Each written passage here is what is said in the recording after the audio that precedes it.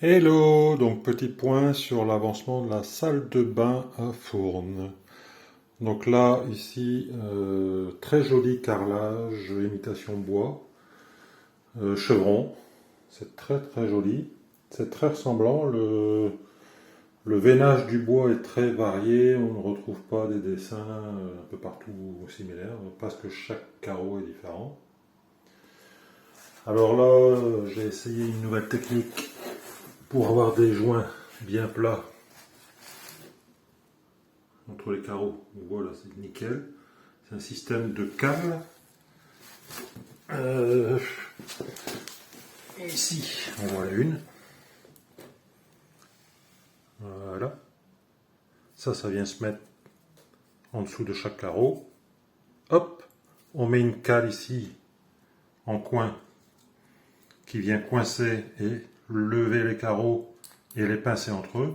Donc du coup, ici il n'y a pas d'écart, c'est nickel. Impeccable. Donc là, on va voir aujourd'hui pour la pose des joints.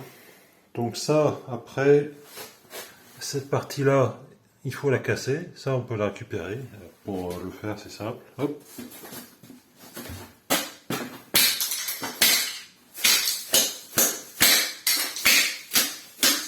Un petit coup de pied.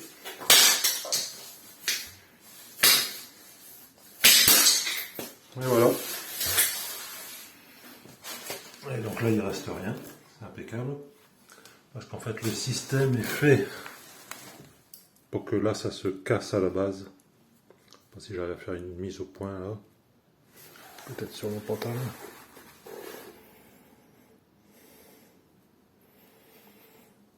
On voit que la base là, elle est comme pré-découpée, plus fine.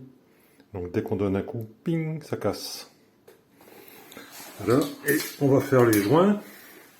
Et alors là, j'ai acheté un nouvel outil. Un seau. Un seau, Olivier, t'as acheté un seau, il y en a plein à la maison. Ouais, c'est un seau spécial carreleur. Alors c'est composé de quoi? On va déballer.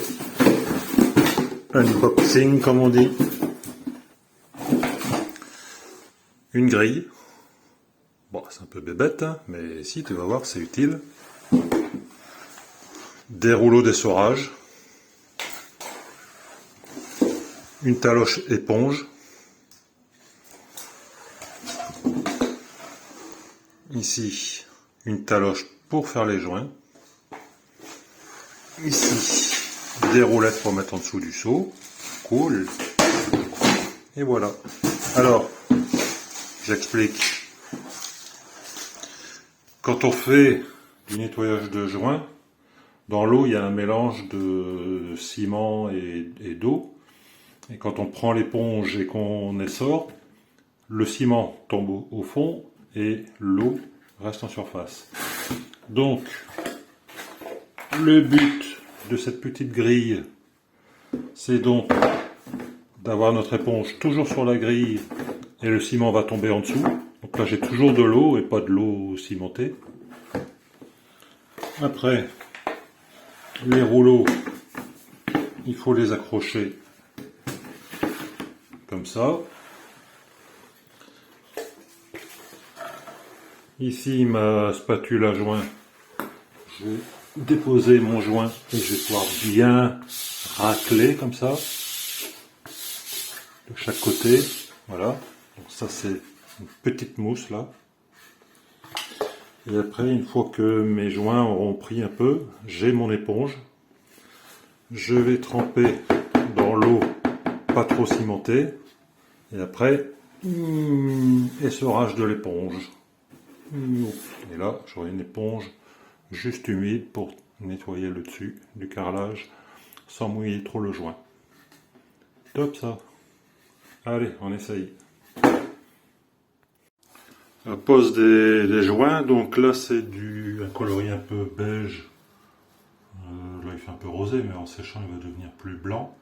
C'est un reste de chantier que j'avais mis au sol dans les chambres à Brédune. Bon, là il est un petit peu granuleux parce qu'il n'est pas tout frais, mais en fait avec cette bonne taloche là, on arrive bien à écraser, donc ça va nickel poil, pile poil.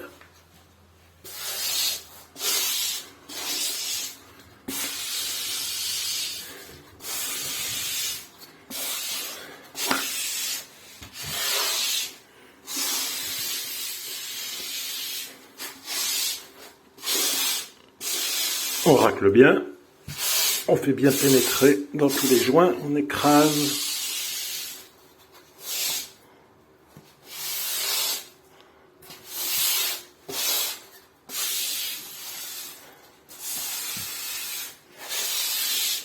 Voilà, et on continue.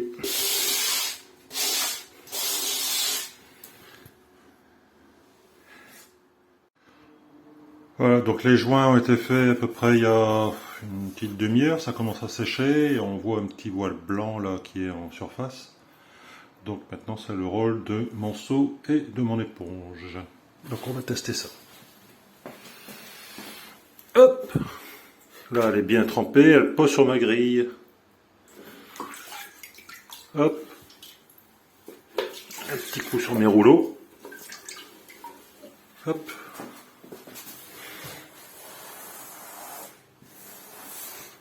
Voilà.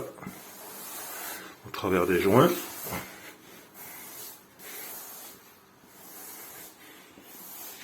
Magnifique, ça va super bien ça.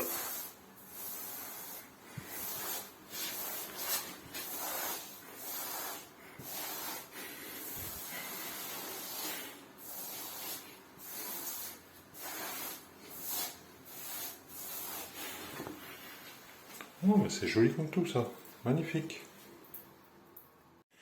Voilà ce que ça donne une fois fini, c'est magnifique. Petit joint beige qui va très bien avec le ton bois. Donc, bilan de ce chantier-là. Première fois, je faisais une pose en chevron. Alors, parfois, on a des chevrons qui sont en fait faits avec des rectangles. Ça paraît plus facile parce que là, il faut bien mettre l'angle.